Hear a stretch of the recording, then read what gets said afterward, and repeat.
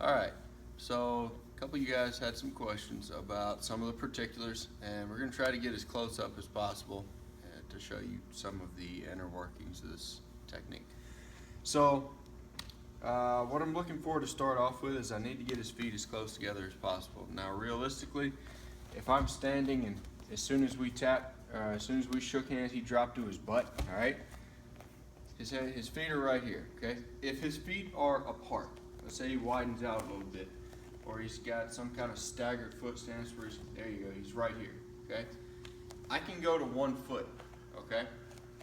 Now, me, because I'm gonna use my left hand for the wrap, okay? I'm gonna try to get his left foot to extend.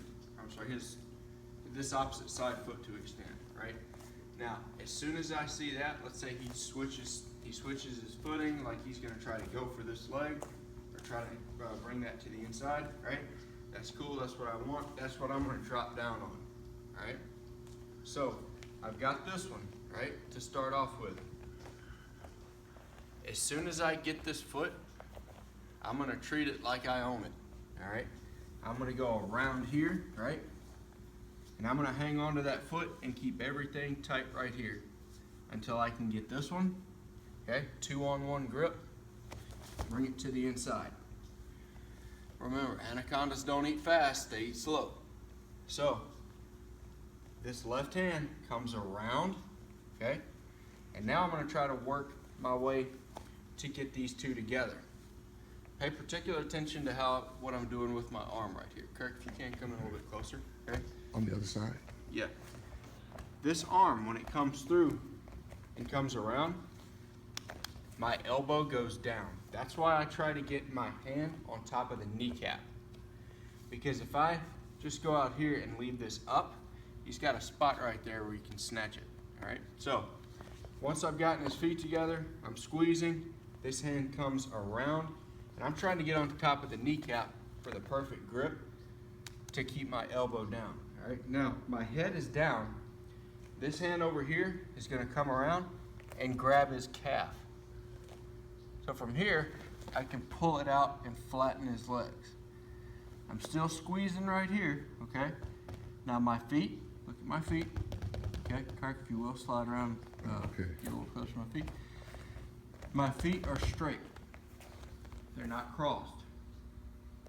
If my feet are crossed and he decides he wants to do some kind of big hip bump, it's gonna be bad for me, all right? I don't have any stability there. Diego didn't even have to work that hard, right? But I keep his feet squeezed together. I'm squeezed here. My feet are straight. He tries that same foot bump. All right? It's a major difference. Now, I'm continually squeezing my way up his body until I can get my chest above his knees. My arms are still wrapped up the same way. Here to here, his hand comes around and grabs the calf, and I figure 4 it all together. I'm squeezing on it, right? Now, this hand right here, this is the one that's gonna go around his back. I'm keeping the lace hand in place because it's gonna help me get the lace if that's what I want, right? But this hand, I'm gonna follow it out and around his body. So, I'm here. Now, I get my head against him as much as possible. If you got long legs and long torso like Diego does here, that's fine, all right? I just get closer to the kneecaps and keep applying pressure. Now, this foot right here, the same side that's on the lace, I'm gonna bring it over. I don't wanna give too much space, okay? So the more you can just windshield wiper over, all right, the better off you're gonna be. If I turn this up, right, to try to bring it around, he's got a lot of space he can work with there. Minimize the space. Windshield wiper over the shins, right? Now, again, this hand that is underneath on the bottom, my strong side, is gonna come around his back, okay? Now from here, I'm gonna push forward, take this leg out, and then replace it right back where it came from, okay? Now, I've got his legs elevated here. This hand doesn't just hang out over here and do nothing. This hand grabs behind that thigh and pulls in, right? I want this far side leg secured to me. So now, sit back. I can hide my feet, get to home base, what have you. Slide that back and go straight to the lace position, okay? Now, my knees need to be tight, tight, tight, okay? My knees are out here.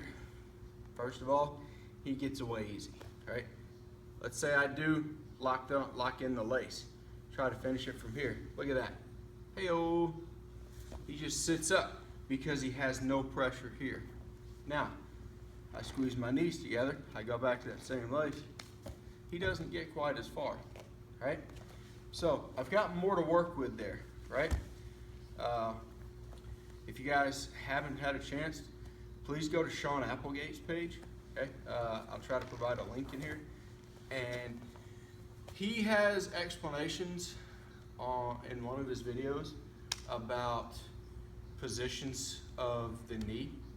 He treats it like a clock and what type of leg lock falls in what position. It's an amazing breakdown. I'm not going to try to explain it because I'll butcher it. But if you're not one for leg locks or you can't do leg locks, go to the gift wrap, right? So we get in here, I go through the same motions, right?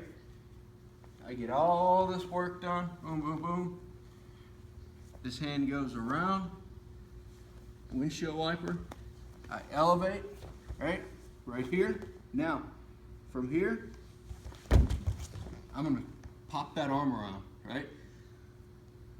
All I did was swing this arm around and it brought this arm into place. So, I come here, and I'm here. I'm pushing his shoulders together with my pressure, okay? And I'm making life uncomfortable. Now, I can do this one as well, because from here, I can sit him up, I can start working towards his back, okay? So, hopefully that helps explain things a little bit for you guys. Like I said, I'm gonna put a link for Sean's page in the description section, and I advise you all to check them out. Eddie Cummins has got some leg lock videos as well that I've been hanging on to pretty tightly here lately because the guy's just a wizard. So good luck, see what you can do with this one, and hit the mats.